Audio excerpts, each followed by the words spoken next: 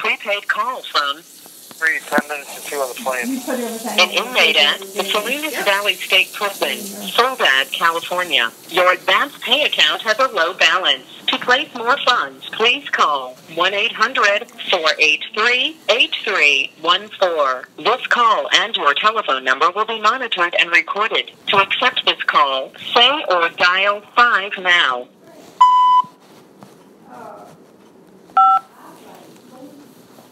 Thank you for using Global Tel Link. Hello. Hey, it's how you doing? It's good to hear from you. I'm doing all right, Rudy. Always good to hear your voice too. I didn't know if you'd be back yet or not. I know you said you'd be gone a week, and I think today was the day. I didn't know if it was today or tomorrow you'd be back. So yep. I assume you're back from whatever you were. Yes, sir. Yes, sir. On? Yep. We certainly are. How'd it go?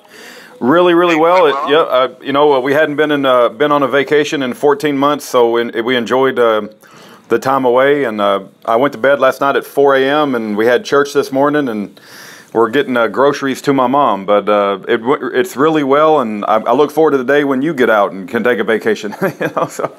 Yes, sir. I did not succeed at getting my petition for the advance hearing out last week as I expected to.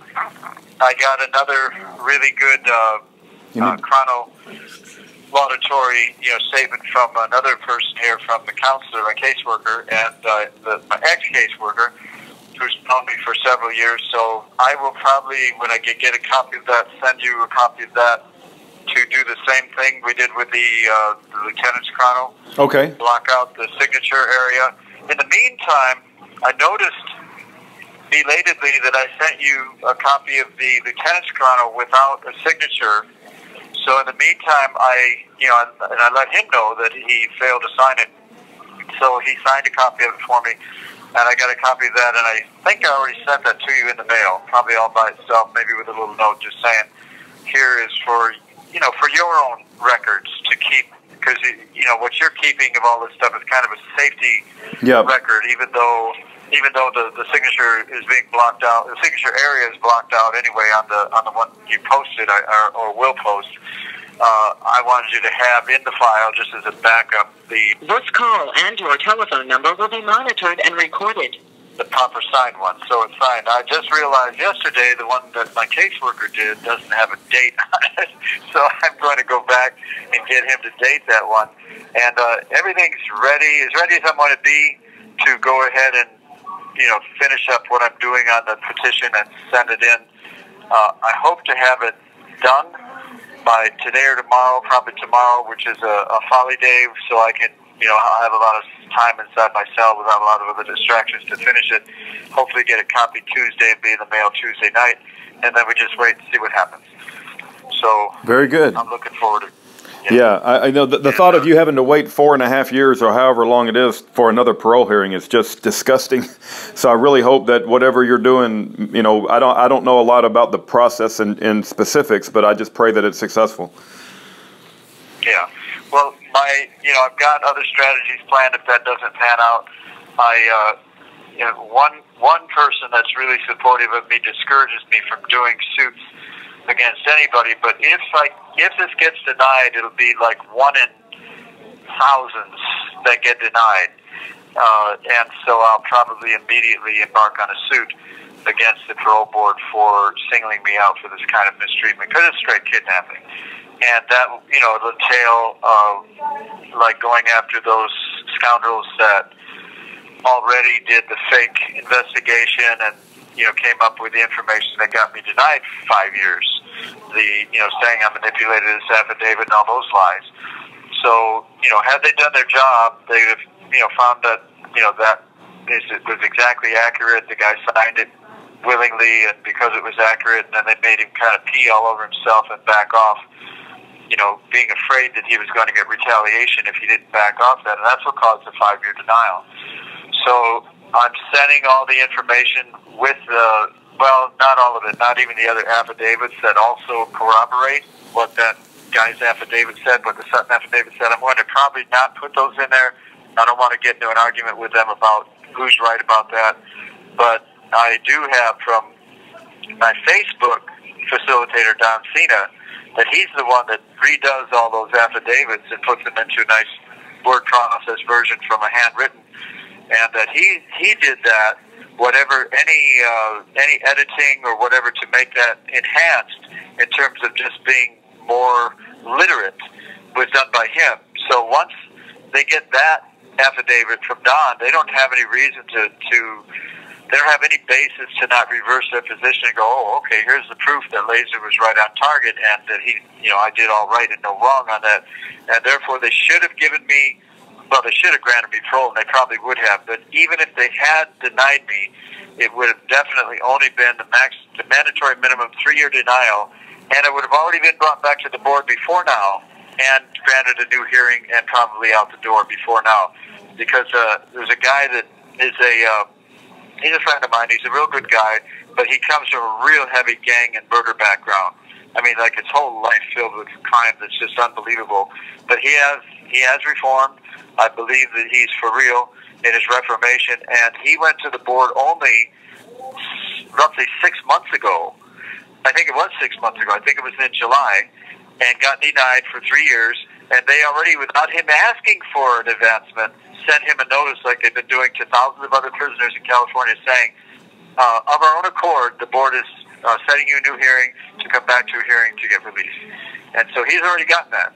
So I would have already had that at like a half a year or 3/4 of a year ago and been out the door already if it weren't for this affidavit problem. My goodness.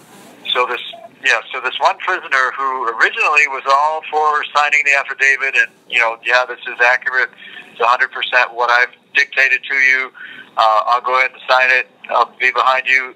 If he hadn't gotten basically threatened or felt threatened that he would have done to his life what he wants to do to mine as retaliation for that and backed off that, had he not done that, I'd have been out the door already, without a doubt. I haven't had any rule violation reports or anything in the meantime that have been found guilty of. So what it amounts to is a prisoner who actually did a scoundrelous, evil thing against me has kept me in prison an extra however many years I'm going to be doing. For right now, an extra 1.5 years or whatever it's been since that. Wow, that's incredible. That's absolutely incredible. Let me ask you real quick while I'm thinking about it. Are you familiar with Pastor Wiley Drake? I can't remember if you have ever talked to him before. Who? Pastor Wiley Drake? Wiley Drake. W-I-L-E-Y. Wiley. I don't know. Yep. I've never been in touch with him, and it actually doesn't even ring a bell unless maybe you just mentioned it, and that's the only mention I've ever heard of it. Okay, no, but I have a hard time keeping up which prisoners have ever reached out to him, but there are many that have called him. He ran for vice president of the United States with Dr. Alan Keyes. He was president of the Southern Baptist Convention. He's been very active in the prison ministry, supporting prisoners and their families.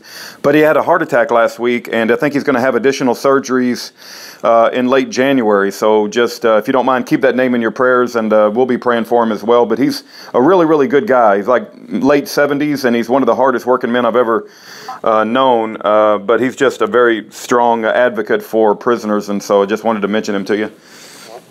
Wiley Drake? Yes, Pastor Wiley Drake. He's had a ministry. Yeah, okay. He's had a church in California for around 30 years. Oh, he's in California. Where at in California? Buena Vista. I think it's the church, First Baptist Church of Buena Vista Park or Buena Park. Okay, hold on a minute, because I'm going to write all that down. Now, I want to ask you something about that. Just let me write for a moment here. Okay.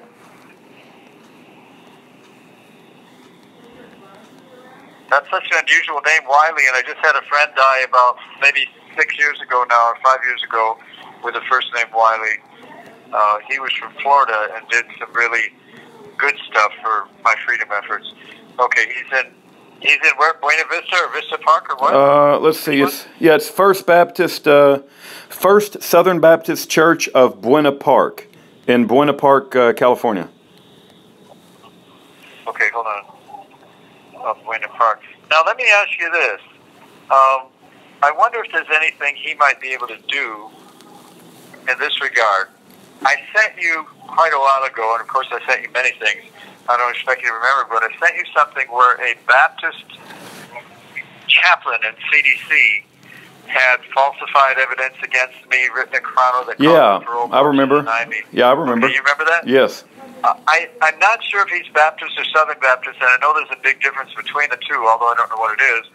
I'm just wondering if he's Southern Baptist, if Wiley might be able to do anything to matter to his Southern Baptist convention, because if he could, well, he's not president. He's not president. He's not president any longer. But he did hold that position at one point in his life, and he's certainly a connected man. He has lots of contacts. But so that's a very good idea, and I think once he gets past his heart surgery, I have no doubt that you could reach out to him. I could probably put some money on a phone so you could call him, and he would be very empathetic towards your plight because he's seen it so many times. That would be great. Yeah.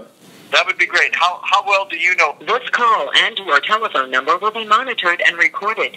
Do you know him pretty well yourself? Yeah. Well, he designated my wife and I chaplains, and we are chaplains ordained in his church. Wow. Yeah. So I feel very closely connected to the man, and I trust him implicitly, and I have a lot of respect for his life work.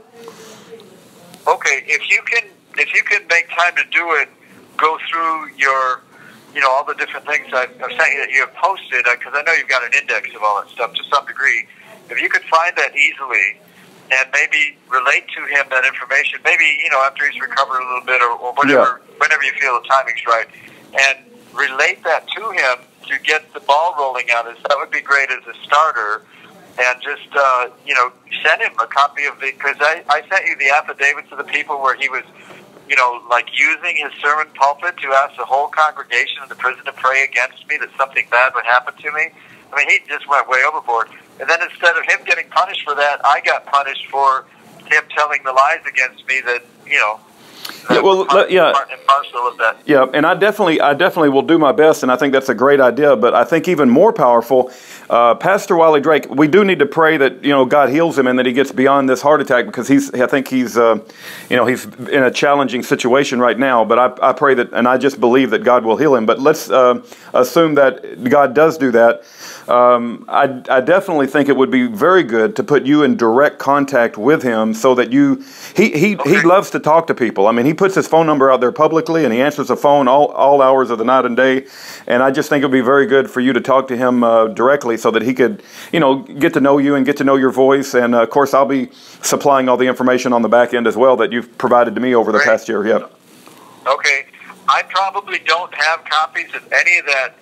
The chaplain's name was Chaplain Steve Francis.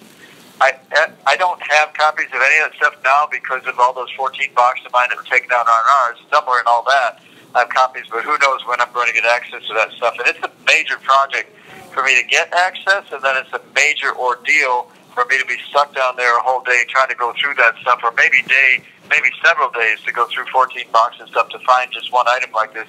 So if in the meantime you can access your copy through your indexing there, it would be good to maybe, if you could get him a copy of that or something like that, because I'm going to have to go by memory if I talk to him.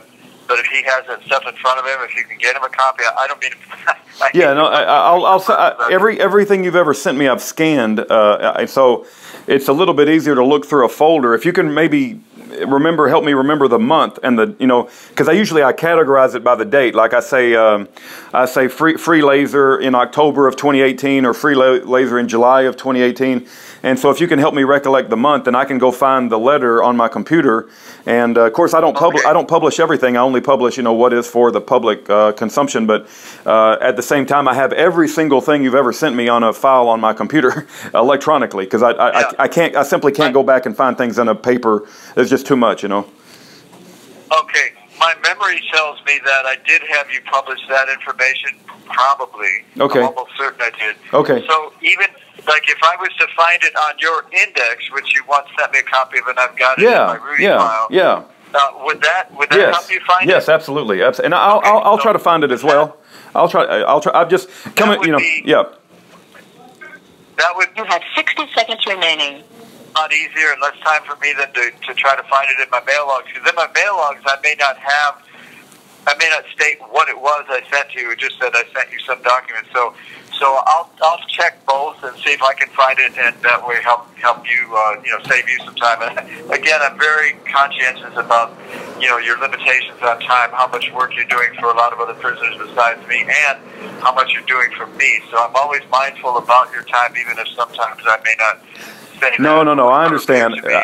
We're going to spend eternity with one another, and I'm looking forward to when we cross that finish line. But we got to try to be effective while we're here, and I'm looking forward to the day when God sets you free, so we can celebrate with you when you obtain your freedom. Amen to everything you just said. Okay, it's going to cut us off any second now. So thank you for being there.